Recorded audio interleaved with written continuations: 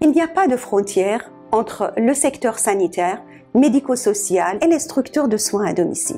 Il existe des taux de réhospitalisation indus et aussi une qualité de prise en charge aux urgences inadaptée. Pour pallier à ces déficiences, cette filière a été créée en 2008 afin d'effectuer un travail de qualité avec les acteurs de la ville. Nous avons souhaité mettre en place une coordination autour de la personne âgée. C'est une finalité recherchée et doit permettre d'éviter les hospitalisations inadéquates. C'est surtout pour le patient. Le patient connaît éventuellement le nom du médecin, il est prévenu, ça va réduire le temps d'attente, ça va réduire l'angoisse du patient. Finalement, c'est surtout augmenter les chances de son patient. L'unité mobile extra-hospitalière plurithématique intervient auprès des personnes âgées à la demande du médecin traitant et ou du médecin coordonnateur de l'EHPAD. L'élaboration de préconisations auprès des professionnels et des aidants familiaux. Les gestionnaires de cas accompagnent des personnes âgées désireuses de vivre à leur domicile mais qui cumulent des problématiques médicales, sociales, administratives qui compromettent leur projet de vie et nécessitent une coordination renforcée.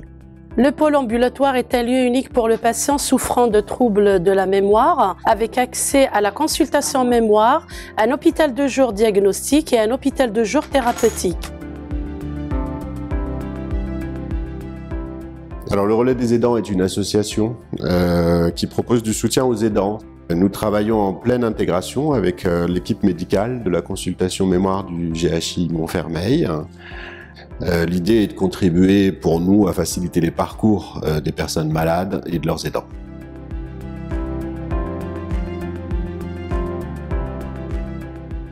L'unité de gériatrie aiguë prend en charge des patients âgés de plus de 75 ans polypathologiques. Cette unité a une capacité de 26 lits, dont 2 sont exclusivement réservés aux entrées venant de domicile ou de l'EHPAD sans passer par les urgences. Le gériatre est joignable directement par les médecins de ville via un numéro d'appel direct. Il coordonne la relation ville-hôpital.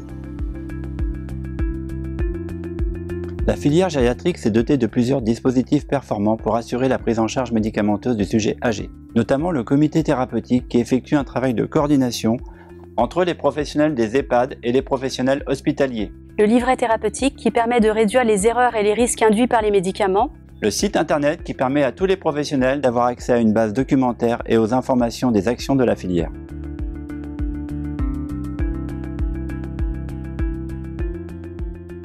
Notre équipe de rééducation est constituée de masseurs-kinésithérapeutes, d'ergothérapeutes, psychomotriciens, éducateurs en activité physique adaptée et l'équipe de brancardiers. Ce qui est important, c'est la coordination de ces activités de rééducation sous forme de prise en charge individuelle, prise en charge d'ateliers équilibre et relevé de sol et prise en charge en prenant compte des problèmes cognitifs légers ou plus ou moins importants.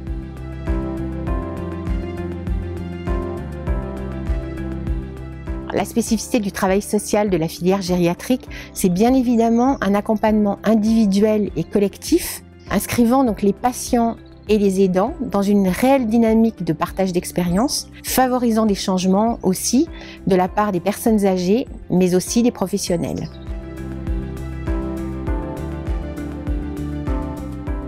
Alors, l'HAD en EHPAD, c'est tout d'abord le maintien de la personne âgée dans son environnement habituel. C'est un renfort de l'équipe locale et c'est aussi un lien ville-hôpital renforcé. La filière dispose d'une unité de soins longue durée de 41 lits destinés à la prise en charge de patients très dépendants.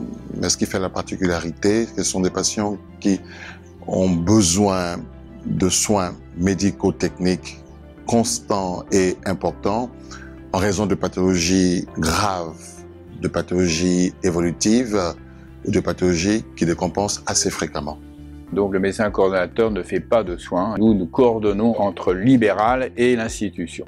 Les personnes qui sont atteintes de maladie d'Alzheimer ou apparentées avec des troubles du comportement associés sont reçues et accueillies dans les unités de vie protégée ainsi que dans les unités d'hébergement renforcées lorsque les troubles du comportement sont graves.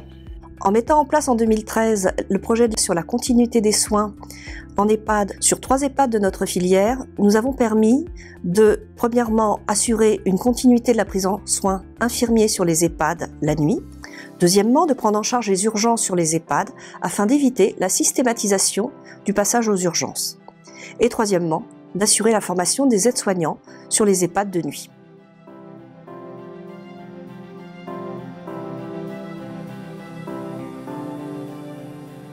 Je réalise des évaluations de consommation en assistant au repas et ceci permet de définir le comportement alimentaire des résidents. Et j'accompagne l'équipe de restauration. L'objectif est de mobiliser les EHPAD sur la prévention et la maîtrise du risque infectieux pour une meilleure sécurité des résidents. Pilote Maya, coordonnateur de filière, nous nous engageons avec nos partenaires à développer la filière et le maillage territorial pour répondre aux besoins de santé des personnes âgées et aux attentes des professionnels qui travaillent auprès d'elles.